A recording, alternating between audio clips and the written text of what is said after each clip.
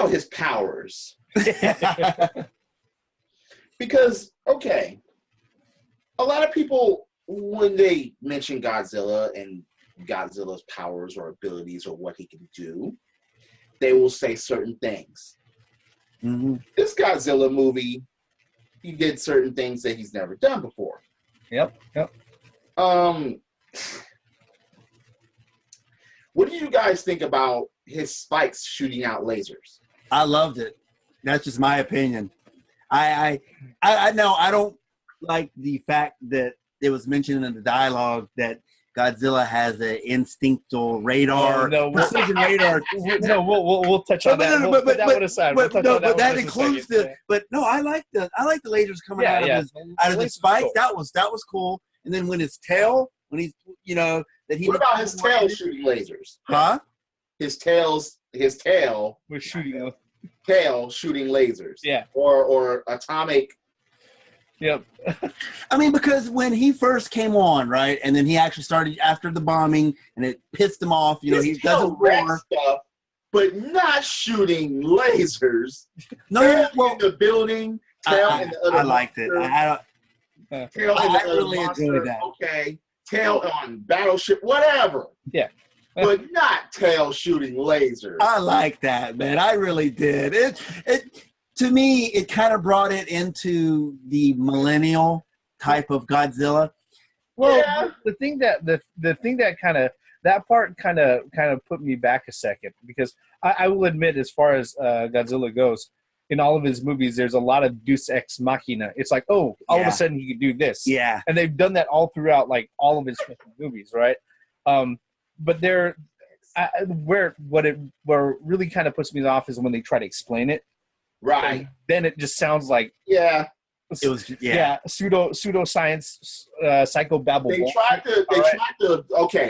They tried to make an excuse like, okay, we know to the fans out there that this monster's never had these abilities or never done this before, but we're gonna try to explain it in script on why he has that. Yeah, that was a little cheesy.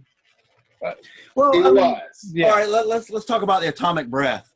Well, that's one of my favorite parts. I mean, it was at first when he got injured, and then he opened his mouth, and there was like this gas that came out, right? Yeah. At the very first. Yeah, a two-part mouth though. Yeah, and the gas went out onto the streets, and then it's like afterwards a spark or something, and that's what's caused the fire breath, right? Yep. And then because the gas was already it ignited the gas, and then it's like it went from that, and then it went to the screaming high pitched sound and that precision atomic breath, I guess. Yeah. Yep. The purple lasers. Yep. Kind of reminded me of Independence Day.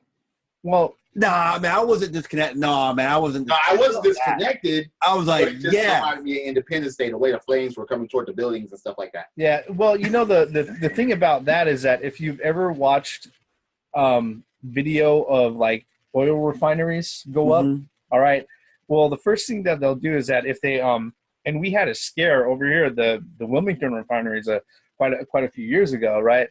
If they have a huge buildup of pressure that they have to release, what's up is that they'll start venting it out, and it starts out like, oh, it's a plume of smoke. Yeah. Then it's a little bit of flame. When it's really under pressure, it turns into a fucking jet, and it changes color from orange flame to white to bright yellow. If it starts turning white or blue and you start hearing sirens, it's time to roll out. Yeah, no, people have to fucking evacuate. And I remember a few years back, this might have been before you came back from the Navy thing, but yeah, there was a scare at the Wilmington refineries where they had those things. It was like out of like they've got like a half a dozen refinery buildings there, like with the big old tanks, and I think 2 out of the 6 had to sit there and set off vents. And it went from a regular flame to a bright orange fucking jet of flame. And then the sirens started going off. So you're saying you could use that with what happened to Godzilla. It just got too intense. Yeah. And it just, I mean, that scene That scene was great. Yeah, I mean, because that laser was chopping the fucking buildings in half. And when everything finally ignited, and it was like hell on earth, because that was just the greatest fucking parallel to the previous scene where before he landed back on land, you know, they had the Japanese crowd out protesting that they were going to take military action against Godzilla. He's God. He's our savior. They were trying to worship him. Yeah. Yeah. Came down hellfire and brimstone on everything. I think they had a political thing as well, because if you watched any of the atomic bombing or any of the like when we did nuclear tests in the desert and whatnot, if you look at the scene with all that gas on fire, that was symbolism. It was deep symbolism, and that's what that was. I was thinking, you know, I mean, wow, I really did like his powers, man. I mean, the only thing that really kind of knocked me out of it, especially with like the tail beam, is that it almost felt like for a moment we were dealing with two monsters instead of one. Right. I see what you're saying. Yeah, because he was shooting two different fucking directions at different targets. You know, that part that was one thing. Now the other thing that knocked me out of it was when they sat there and they explained that, oh, he's got some sort of natural bioorganic field array fucking radar. I was like, the fuck was that? This sounds like such bullshit. I understand. It's Godzilla, man. No. I understand. You know, reptiles. All right, consider they can sense vibrations, and they can sense, like, you know, they can register heat signatures and things like that. All right, but when they had explained it like that, it was just, I was like, you know, and the thing about it, it was like, it was the American expert, the guy speaking in English. So it wasn't like I heard him wrong or I read it wrong. Yeah. It was just. Yeah, absolutely. It was, yeah.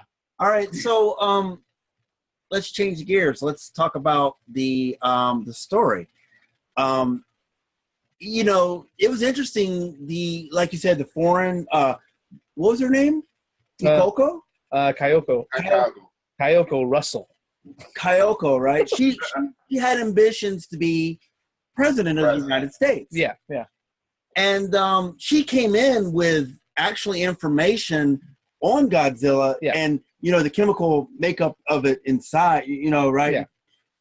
And because they were trying to figure out how to stop this thing, because, you know, the scenes before that, I mean, they pretty much, the J-TIE was out there, they pretty much did everything except launch nuclear weapons at this thing. Yeah. And it kept on coming. Yeah. And that was one of the check marks that I put in my list, is like, a missile's not going to fucking kill Godzilla. I'm sorry. You know, if he would have laid over and died right then and there, I would have walked out of the theater.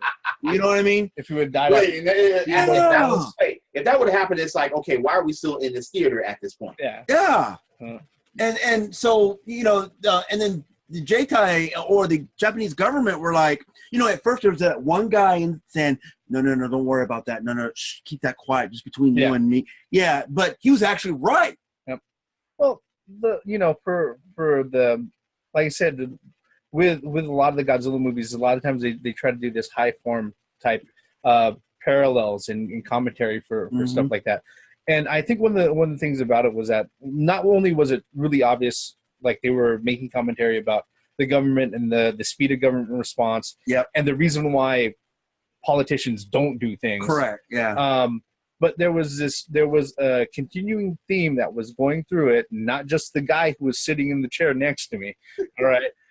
There was a continuous theme that was going through the movie of, okay, they've got this huge committee of, or this huge group of people are all saying one thing, and that there's always one person who sat there and said, hey, look, you know, maybe we should consider doing something different. Maybe this is not going to fucking work. And then, you know, that person would be disregarded. Okay. Yep. But it always took that one person at least to go ahead and start them going that way, which was also reflected at the end of the movie. We're not going to give away the final ending. But you know, the way that it finished up, how the political picture ended up panning out was like, okay, you know, the whole UN was moving toward this one thing until one country sat there and stood up and said, "Wait a minute here, maybe this is a bad fucking idea." Well, I mean, like I said, from the perspective that I came from, I've worked with Japanese before, and I know it is a typical. They are not going to do something without getting the permission from everybody, and just like you just said, if somebody disagrees with it, that person is completely, because I've been one of those people. No, let's do it this way, but everybody else agreed on another way. Guess which way was done? Yeah, no. That way, the majority rules, and it's just the way things are. You guys have it. In more context, I mean, the storyline, I thought, it was basically, the J-Tai didn't know how to deal with this unsurmountable colossus disaster. Yeah. And does this qualify as a natural disaster? I don't know. It's completely unprecedented. Yeah, exactly. Yeah, that was. No, it doesn't qualify as a natural disaster. It's like this isn't a typhoon or an earthquake. No, it's a living organism. I wanted to shout in the theater like, "This is qualified." No, this is a living organism. Exactly what they said. No, this is something living. So what do you guys think about let's go into we've talked the story, we talked about the powers, we talked about what we liked and disliked. Let's go into a little bit about the actual, what do you call it? Photography? Is that the correct word? Oh, the way the movie was made, how some of the handheld cameras work. Oh, the filmography? Yeah, and the pan ups with the cameras. It really made, to me, I felt like it really made Godzilla big. Just the camera angles really made Godzilla colossal. Yeah. I mean, some of them were the street level, and then the tail was coming across the buildings. You know what I mean? Yeah. So what do you guys think about that? Kind of reminded me of a video game at certain points. Yeah. That's not something bad. Yeah. No. No.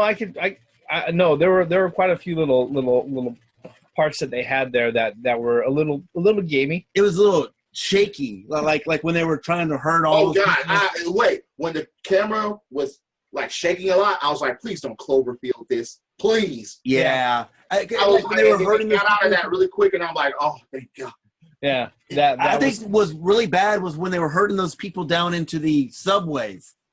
Because they were going to do the nuclear blast. Yeah, they were going in for evacuation shelters. I think the one thing that they've got right, especially over the last few Godzilla movies from the Millennium series on up, is that with the Millennium series they started doing something that they didn't do with the previous Godzilla movies, and that's showing the destruction of Godzilla going through a town and doing all of his shit from ground level. Yeah, as a little like from ground. Yeah, you're a human. It wasn't just an overhead shot.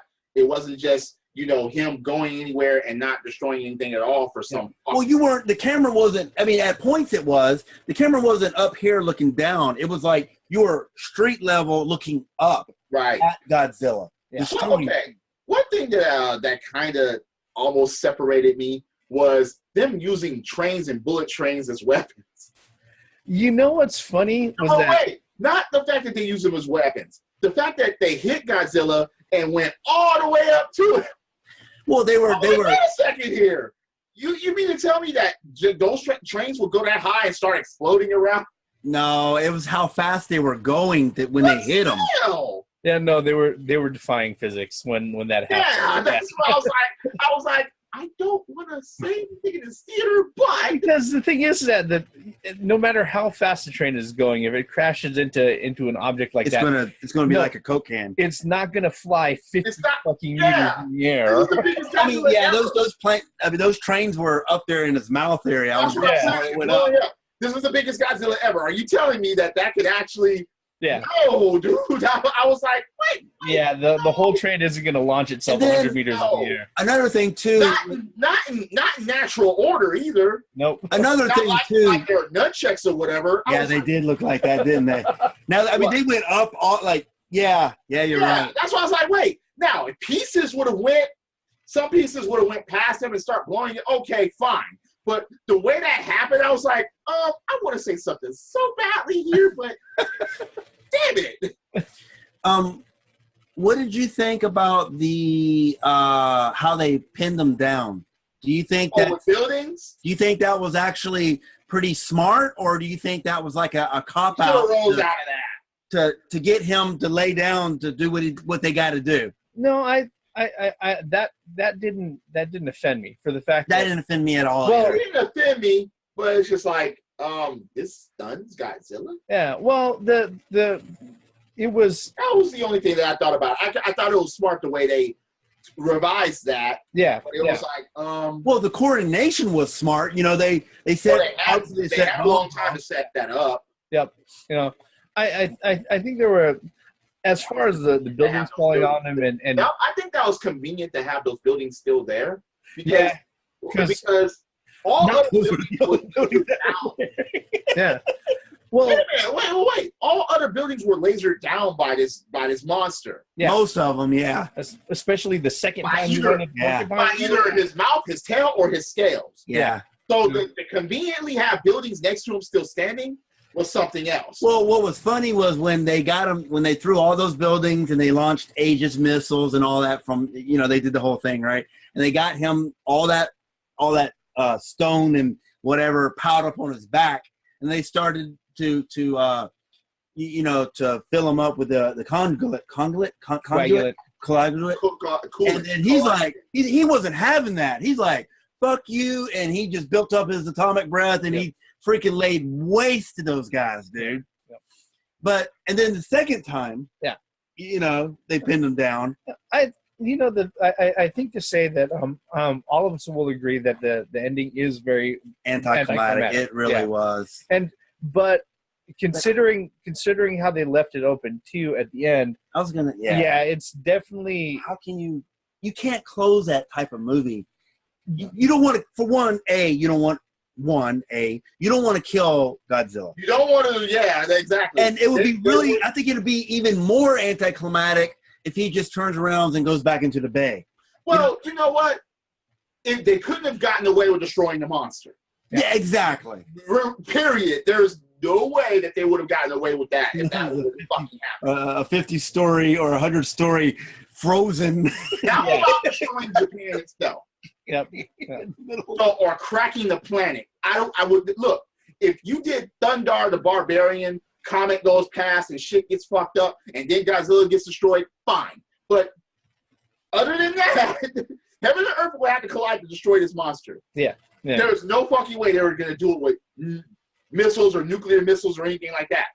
It would have been fucked up if they would have had the nuclear strike and everything would have happened and Godzilla would have still been standing and then go back to the water and the movie would have ended with the city destroyed. But no, the way they ended it was very anticlimactic, but it was ways. That way or him going back into the water. There's no other way they could have really done it that made sense.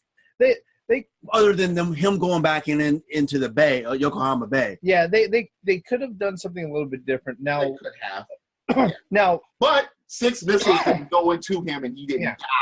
No, I'm not going to say that I have a better idea for what they could have done. But I understand what they were going for, and the way that they had set everything up is that is there a possibility of another monster showing up? Yes. Very much.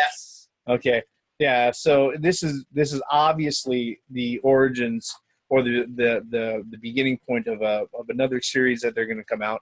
Which, hey, if that happens, I'll be scouring the internet and looking for DVD traders. If they don't do another limited release here, I think they would have to add another monster in this. I think Mothra is going to have to be in there. Or it just 2 or 3 monsters. Well. At least 2 monsters? At least 2 monsters. No, I'm pretty sure that if they do a sequel, they're going to introduce another monster. Mothra or what's that other one? Rodan. Oh, man, I would love to see a Rodan. You think that the Japanese will be slick and actually make a Mecha Godzilla? It depends on how far out they decide to go ahead and take this, because yeah, because the thing is that just monsters showing up, it's like, all right, why didn't you have a Godzilla deterrent? Yeah. At that point, Godzilla's still there, he still exists. They're gonna have to explain how they put him back in the water or whatever. They're not just gonna have him as a fucking Japanese statue. No. I mean, like I just said earlier, I mean, for Christ's sake, they got a 500-story freaking monster in the middle of Yokohama, frozen. Yeah. I mean, come on, man. There's going to be another movie, especially how popular this. I'm telling you, it freaking destroyed the box. Well, if they do come out with it, and even if it's a limited release, yes, we'll go see it. We just probably won't go to the same fucking theater. Oh, man. Yeah. No, we got. Yeah, I mean, the only saving grace of that, because here's the thing. All right, we at the particular theater that we saw it at, our biggest gripe was not with the movie itself, was for the fact that when they set up the projector for viewing and everything, the subtitles were so low on the projector field that they were cut off. We're talking about like this right here. So everything was fucking difficult to read. Now, me and Gray Mouse, we could and even the Reverend, we could decipher some of the fucking language. Yeah. Of Japanese. So we weren't completely fucking lost. There were others in the theater that were. Others in the theater that was, I understood. Yeah. That it's like, fuck. I mean, people were getting restless about that. Yeah, I even got up out of my seat to talk to the fucking managers, and I was like, I had to take every ounce of patience. And I was like the sixth person in line, People complaining about it. Wow. Because a lot of people got up. And that is bullshit, though, man. Well, when you're getting your word, I mean, literally cut off. Words was literally cut. All you saw was the top. All you saw was the top of the letters. Yep. I mean, the thing that got me about it was that it wasn't the fact that it was cut off, but it was the fact that we're at the time we're doing this is the 7th day that they've had it in viewing. Okay, it's not the first day. It's not the first day that they've had it in viewing. They've already been showing this a whole fucking week. So they knew the dimensions of the screen. Yeah, they should have known the settings of the projector. And then the thing too is that it got so bad where they paused the movie, and the employees came in there. Hey guys, we know there's a problem. We got the text up there on at the projector trying to figure this out. I mean, you know what? I bet you that wasn't an IMAX, right? No, that wasn't. So IMAX. I wonder if maybe they got it set as an IMAX version of the movie versus. I don't think that anybody else has had any complaints about. You know what I mean? Maybe they set it for IMAX. No, it's just that. Okay, well, big surprise. I'm not making excuses. Big surprise here. Okay, the pretty much the projectors are set up to play things like through media player files, pretty much. All right, and guess what? They can sit there. They could adjust where the subtitles show up. So that really was. Thankfully, we were able to work past that, and we were able to watch the whole movie. Final ratings, guys. Theme, go first. Okay. Even with the minor gripes that I have, it didn't disconnect me. It didn't make me walk out. I didn't scream bullshit. I didn't scream, what the fuck? So my final grade and my final thing would be a C+, just because I wanted to see more. They left it for more later. I understand that, and I understand that this is a rehash of 1954. I understand that. And maybe it's my fault for mentally thinking I'm just going to see monster, monster, monster. But that's just me. I don't think that's unrealistic, though. Putting that aside, I don't think that's unrealistic. What about you? Well, you just saw this movie twice. Yeah. I will probably give it about a B. I probably would have given it a little bit higher, exactly. B plus maybe. I mean, the movie, did it entertain me? Yes. Was it a Godzilla movie? Yes. And even the reason why I give it a B and a B plus is because of the very subtle Settle. There you go. I can't fucking speak. Sorry. Nods to the older movies, and it's there. Oh, there's a lot of they're there. Yeah. And that I was like, yes, yes, yes, and yes. And then at the end was a awesome nod. If you sat through the credits, you listened to the 2016 Godzilla and the 85, and then they reverted down to the 1954 theme music. And I was like, yes, during the credit rolls. Yep. So yeah, I give it a B plus. I mean, would I see it again? Yes. Would I buy the DVD? Yes. Yeah. I got all the other ones. What about you? 98 one. What about you, Reverend? Well, I would have to say I'm gonna give it a B minus. Okay, again, I'm biased. I love almost all things Godzilla. All right, and I'm taking this into context that I know they're trying to restart the series, and not only are they trying to restart the series, but in the vein of what they did with the original Godzilla movie, where it was like, okay, this is our protest, our commentary on the use of nuclear weapons. They again took the opportunity to go ahead and make commentary, make protest about nuclear waste, nuclear energy, and the type of not just democracy dangers, but bureaucracy. That like and the dangers of bureaucracy overflowing the ability just to make decisions and get shit done. Yeah, that was like the biggest thing that they pointed out. That being said, it was a bit talky at times. It was. A lot of the pseudoscience stuff was straight bullshit. But it wasn't a deformed iguana who died after getting hit by 2 missiles. Was that 98? Yes. All right. So, yeah. Okay. I'm fine with that, you know? And that's what I said. I mean, I think... Yeah, I mean, I think a B plus. I don't know. Maybe I'm partial because I actually seen it in Japanese. And the thing that I noticed too, to add, is that you could watch the subtitle or you could read the subtitles, but there's things in Japanese that doesn't translate over into English at all. Yeah, or at all. Right. That actually, since I can understand Japanese, it actually the translation wasn't. I think off. It was off. Some of it was off. It was way off on some. A lot of jokes to Americans. Yeah. Yeah, it was off. It was off. Oh, they do a lot of jokes in there. Yeah. And I was laughing at some parts that nobody else was laughing at because I understood the Japanese. Some slapstick there that was pretty entertaining. Yep.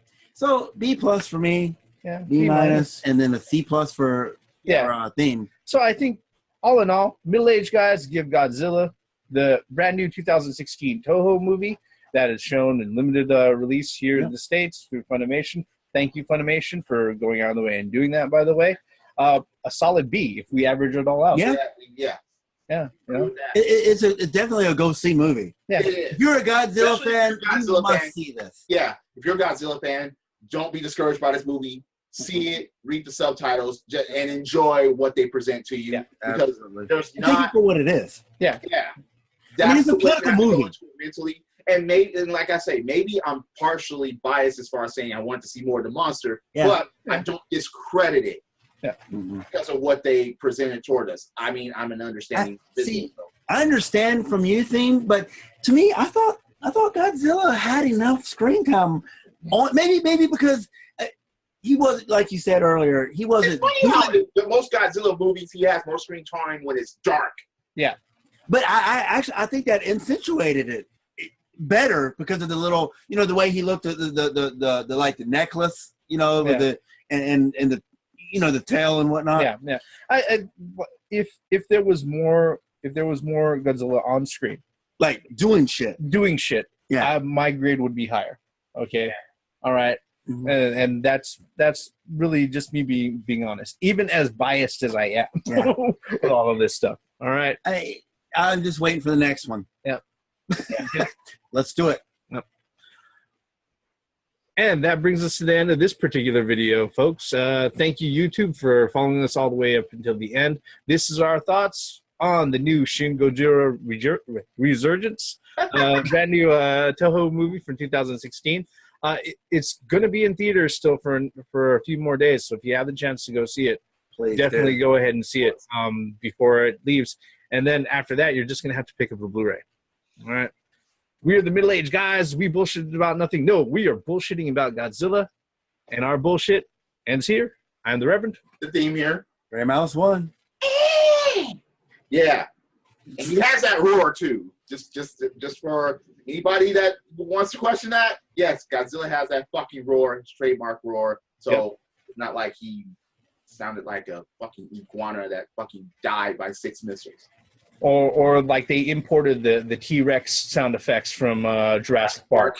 Yeah. I'm not even going to say anything on that. Just saying. That's terrible. Credits.